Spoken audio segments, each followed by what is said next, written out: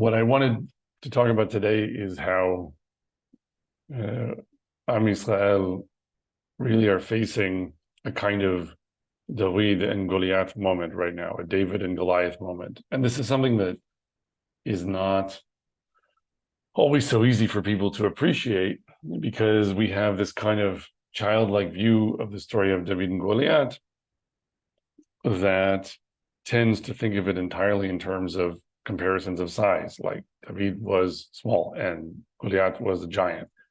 And then in order to make that paradigm fit in this situation, you look at very basic considerations of, who is mightier and higher tech and who has more soldiers and all these things. And it seems like, oh, well, that must be us. So like, we can't be David because we're big or we're strong. In a way that, maybe was less the case in 1948. So people say, then we were David against Goliath with all the Arab armies coming in from all sides, but we can't be David anymore.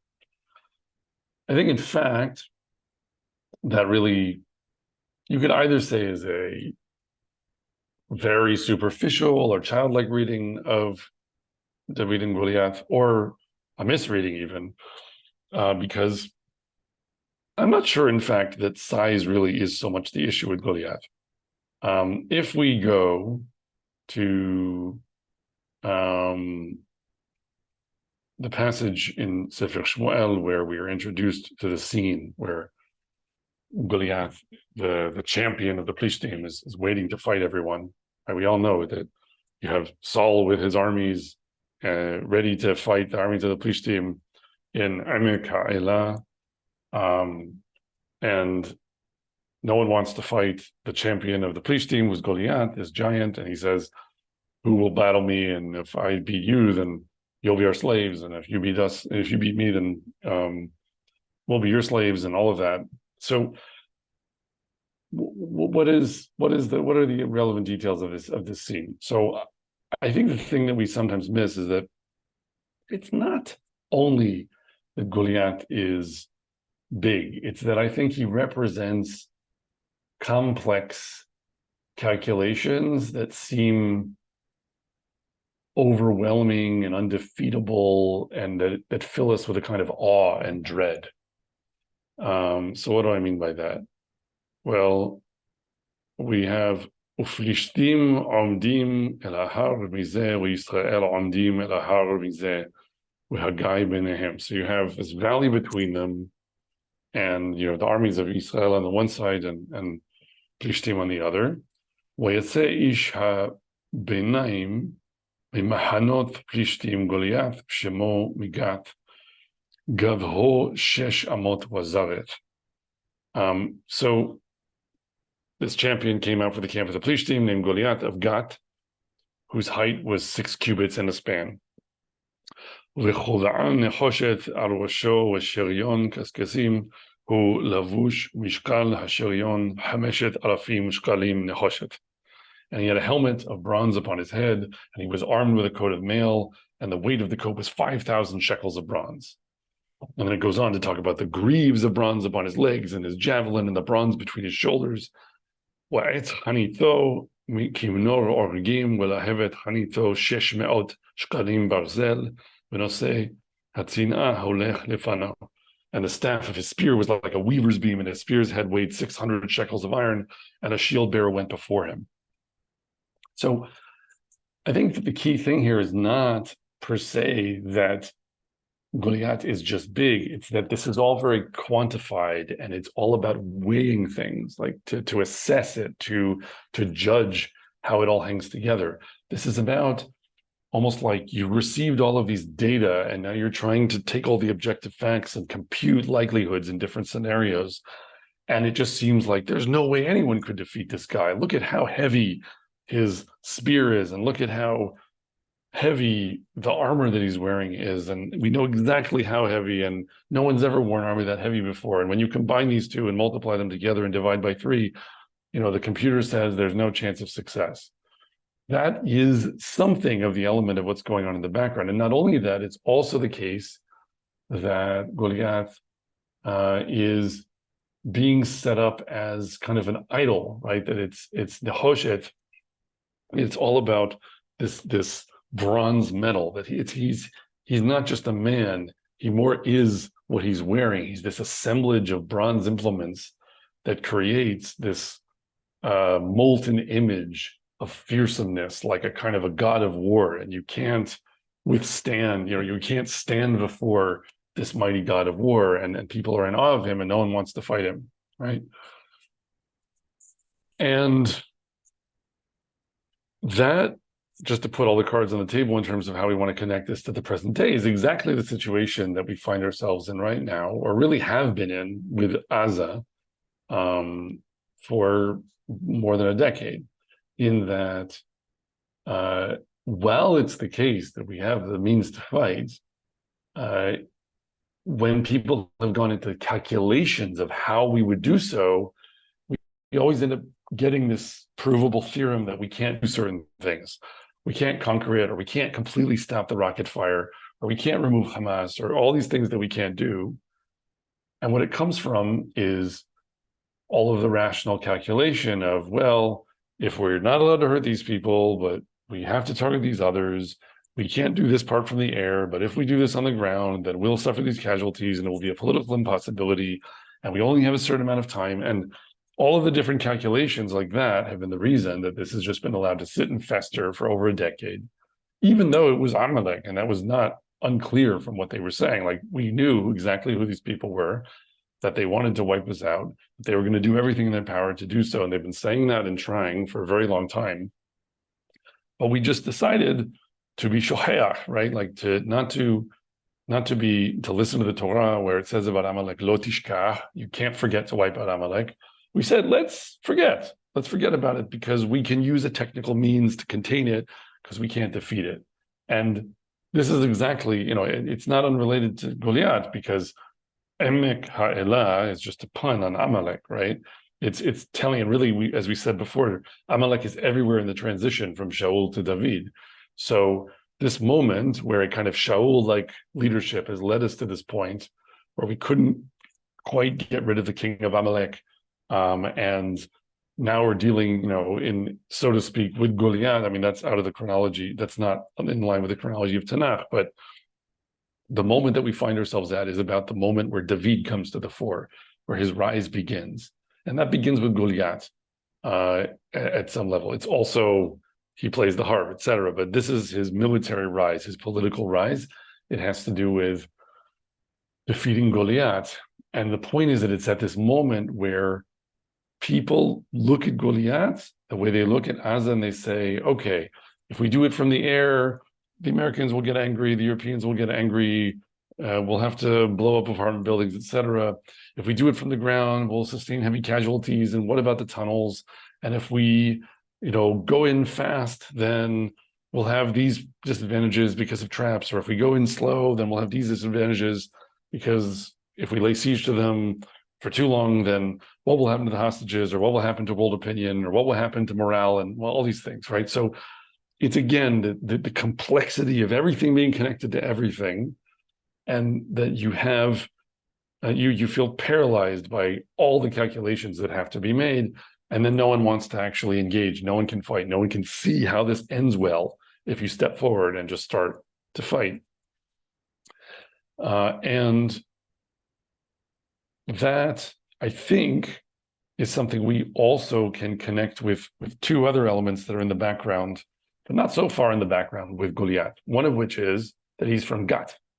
So Gat is this place in the south. There's a city today in Israel called Kiryat Gat. It's not far from Gaza, in fact. It's also not far from the Negev, where the Amalek is supposed to dwell. So, it's all of a piece. But Gat, we learn in Sefer Yoshua, when Yoshua is conquering the land, is one of the places where the Anakim, the giants, were allowed to remain when Yoshua came in and conquered. So it's interesting, because the Anakim are mentioned in Sefer Dvarim when we are rehashing the sin of the spies. And Moshe is talking about how the spies didn't want to go into the land, partly because of what they beheld, where they saw Bnei Anakim, the sons of the giants, or whatever. And they were very in awe and they were intimidated, like, we can't conquer the land. And then Gat is explicitly mentioned in Sefer Yehoshua as being associated with one of the places where the Anakims kind of remained, despite the conquest. And so maybe that's why much later, when Shaul is king, that you have this giant guy who's kind of Anak or Anaki or whatever you want to call him, coming from Gat. But the point is that that's a thread that runs from Goliath back to the spies thinking we can't conquer the land because the people there are too mighty, right? So part of what's going on here with Goliath is we just can't actually do this. We can't conquer the land of Israel. That's not actually technically feasible, which is the mindset that kept us in the desert for 40 years, but it's also a mindset that can exist even after we've conquered part of the land.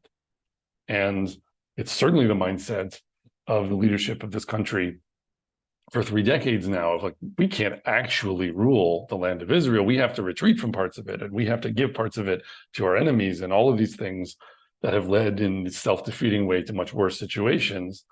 But it's been because of this technical mindset of, we ran all the numbers, this is impossible, no one can defeat Goliath, and that's because he's one of the Bnei Anakim, and so Gaza and Gat and all of that we have to cede to the enemy, etc. Right?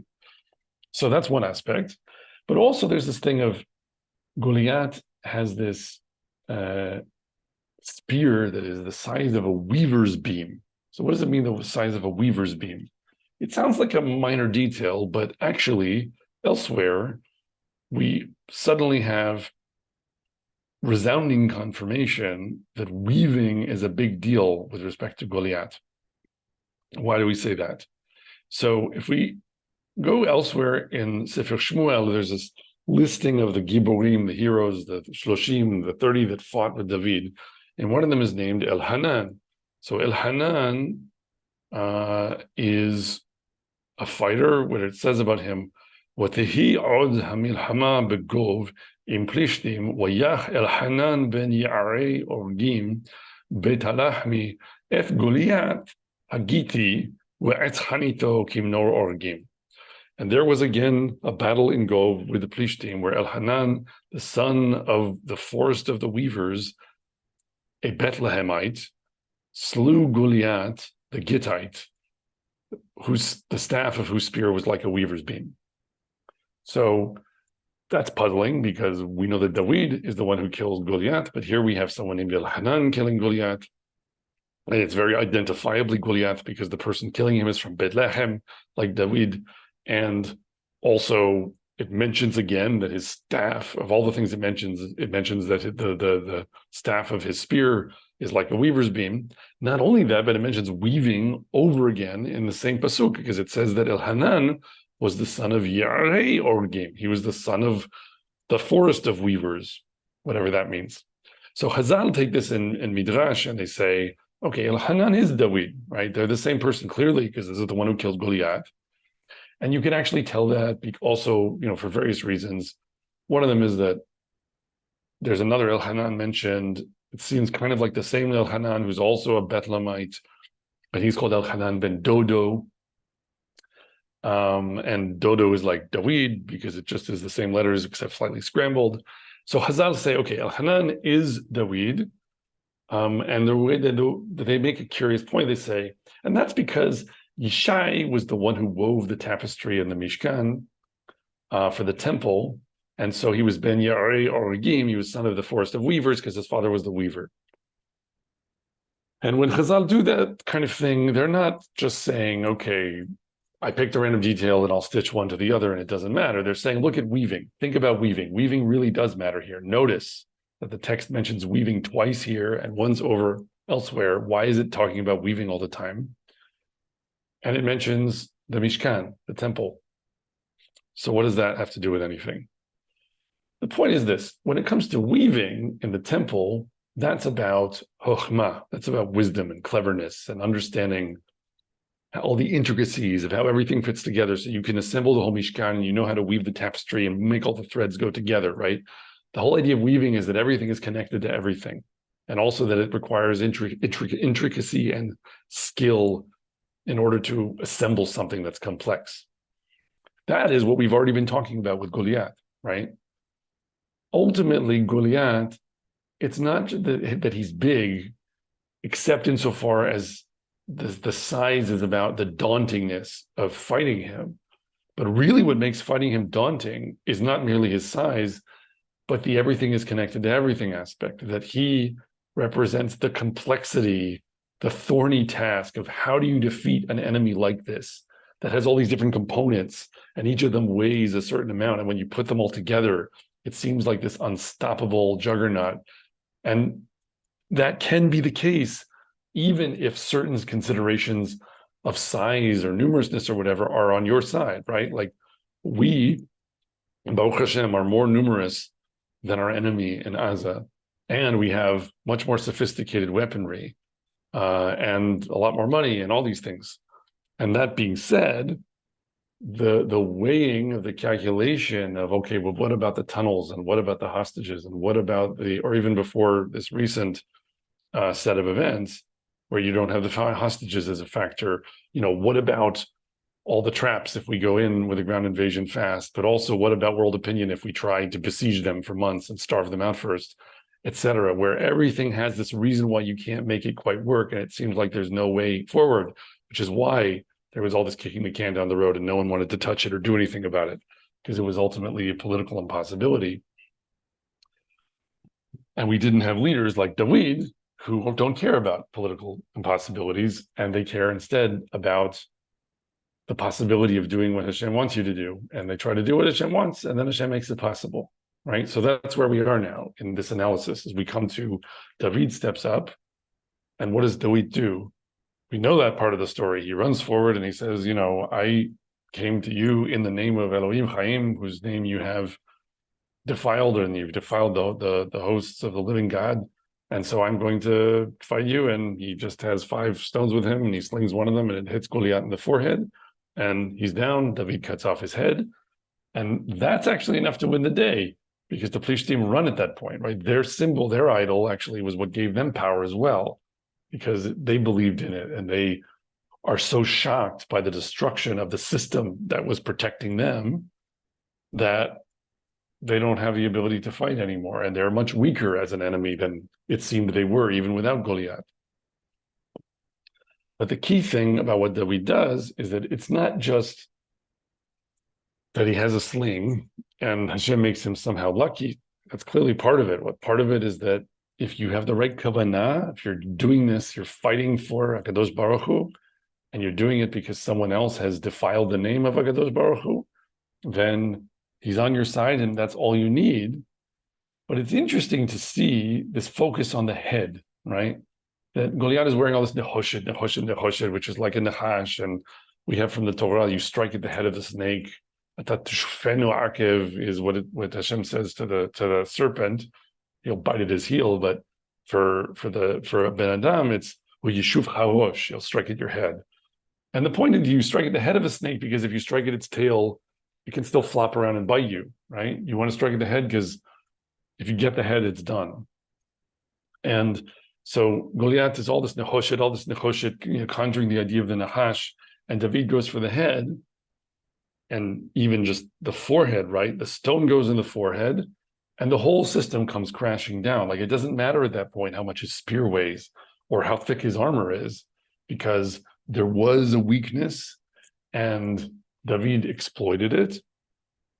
But he didn't do so by being simply clever and wise. He did so for the sake of Hashem. And this is also going back to what we said about the weaving, right? That mentioning Yishai as the weaver of the tapestry in the Mishkan, the point is the temple, the Mikdash, the Mishkan, the tabernacle, it's all about the proper application of wisdom, of Chokhmah, that we apply our skill to serving Hashem according to his Torah. And the ultimate physical emblem of that is what we're supposed to do on Har Bayit, on the Temple Mount, and in the Mishkan, with the whole sacrificial edifice. And the point is that when you're weaving, when your wisdom is woven for the sake of Hashem, then it can be successful. But when Goliath is this woven tapestry of everything connected to everything, and it seems like it's this sort of impenetrable mesh, and there's nothing we can do. There's no part of it that we can target. It turns out there is part of it that you can target, and there actually is a thread you can cut where the whole thing comes and unravels, or you hit him in the head and he's down, and now all the other pieces that seem like they were part of the calculation don't matter anymore. So it does seem like something where you only need the technical knowledge of, oh yeah, there's a little hole in his helmet. That starts to be like Star Wars or other movies, right? Where it's like you just need to know the place that you have to hit the enemy, and then the whole thing comes crashing down. But the point that Tanakh is making to us is fine. Everyone understands that there are systems that can come apart because of a spot that's vulnerable. Like a living thing is that the head is much more important than your thumb in terms of getting the whole system to come crashing down. So people appreciate that. But then the question is, why will you succeed at identifying properly and hitting that point of vulnerability? That's going to be because Hashem is with you, right? And that's going to be because you came to fight for his name and trusted that he could make you successful without the best technical means possible, right? David refuses the shiryon, the armor of Shaul, even though he's offered the chance to sort of go toe-to-toe with Goliath with the best technical means available. He says, no, that doesn't suit me. That's not what I need, right? And he goes with the confidence that, yes, he can inflict damage because he's fought bears and lions before. He says that. So it's not about you don't go in with any means to fight your enemy, but you don't think that the degree of your success is directly proportional to the technical means that you're that's available to you, because you know that really you're always fighting a system. You're always seeing the system working in front of you, and you're afraid of what it looks like when it all works together. But if you're going to find, because it's not always obvious, the place to strike where the whole system can come crashing down and your enemy can be put to flight, it's not purely or merely going to be because you're so clever and you can do this without help from HaKadosh Baruch Hu. It's going to be because HaKadosh Baruch Hu is the one who actually knows where those vulnerabilities are, and he knows exactly how the pebble flies and exactly where the hole in the helmet is. And it may be that you don't even have the sufficient chokhmah to do this rationally, but that if you're going to go in with the right kavanah, with the intention to champion the name of Hashem, then he can help your hand at least to strike the target where it needs to be struck. So what we face in the present day is a situation, again, where although it may be the case that our soldiers are more numerous or our weapons are more powerful in some ways, there's still an element of David and Goliath, because the reason we face this foe in the way that we're facing it right now is because our leaders have been like Shaul and like his army, hanging back, not knowing what to do for over 10 years, because although we were in battle with Amalek, we couldn't actually proceed because it always seemed like it's too thorny, it's too complex, all these different pieces, when you weigh them together, you do the calculation, it doesn't work. And now the question is, who is David, and when will HaKadosh Baruch Hu send him, so to speak? Is he already in the battlefield? Is it a kind of person or a movement rather than a single person? Is it going to be someone who's fighting in the field, or is it going to be someone who's helping to drive the political process that's managing the war?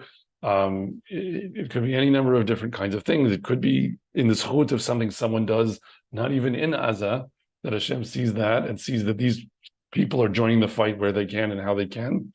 And as a result, he can, crash the whole system by causing a natural flood that drowns our enemies in their rat holes, right? There's all sorts of different things that can happen.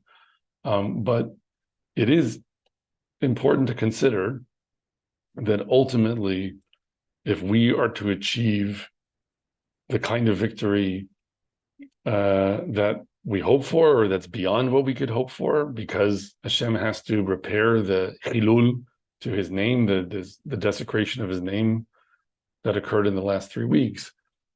There's any number of kinds of ways that something can happen that we don't expect in the zchut, in the great merit of those who are fighting with true emunah, with trust in Hashem, with knowledge that they're doing this for his sake and not for the sake of Shaul, so to speak, or not for the sake of the system that got them into this situation.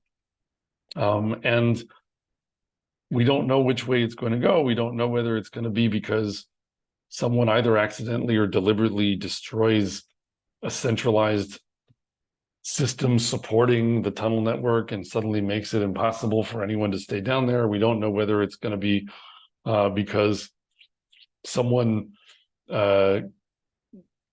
decides to take their unit into a building and comes out with the head of Yahya Sinwar, and then everyone starts running away. We don't know, or it could be because a bunch of people in Gaza decide they want to eat Hamas instead of supporting them like they have. There's all sorts of different ways this can go, and it's not our job, in a sense, to imagine in detail how HaKadosh Baruch Hu can tilt it our way if he wants to. The key thing is that he can, and in a sense, through the writings of his Nevi'im that we can read and study like this, he has promised that he will, if there would but be, in one way or another, a David who steps forward and says, I understand that this actually can be beaten, and not because I'm a technical genius and I have the right solution from my own intelligence and from my own craftsmanship, but because I know that I'm fighting for the right reason. I'm fighting for Hashem's name. I'm fighting for his Torah. I'm fighting according to his Torah, and he's going to be with us, and that's all we need. So time will tell how this plays out. Bezrat Hashem, HaKadosh Baruch Hu will protect all of our fighters and will destroy all of theirs. And we will see unexpectedly brilliant conquest of our land as a tikkun, as a reparation of the great desecration of his name that our enemies were guilty of with all that they did less than a month ago in this land. And we don't know yet how it will play out, but I think we can pray and we can hope that as a result of how it plays out, we will start to appreciate that David, in one way or another, is on the rise, whether that's because someone who literally is fighting with his two hands in the battlefield distinguishes himself, or whether that's because a unit or a kind of soldier or a movement within the nation distinguishes itself, or whether that's because our leaders who have led us to this point with all of their failings do enough tshuva to realize that they have to prosecute the war as Hashem would want them to, instead of as great imperial powers demand that we do. One way or another, we, Bezrat Hashem, can expect to see the beginnings of a new development in the consciousness of the nation that can express itself in a more harmonious unity of our political awareness and our relationship to HaKadosh Baruch Hu and his Torah. We would like to encourage our viewers to share these videos with friends and send in your responses. If you would like to obtain Birkon Nusach Eretz Yisrael or invite the rabbi for a speaking engagement, please email us at office@machonshilo.org.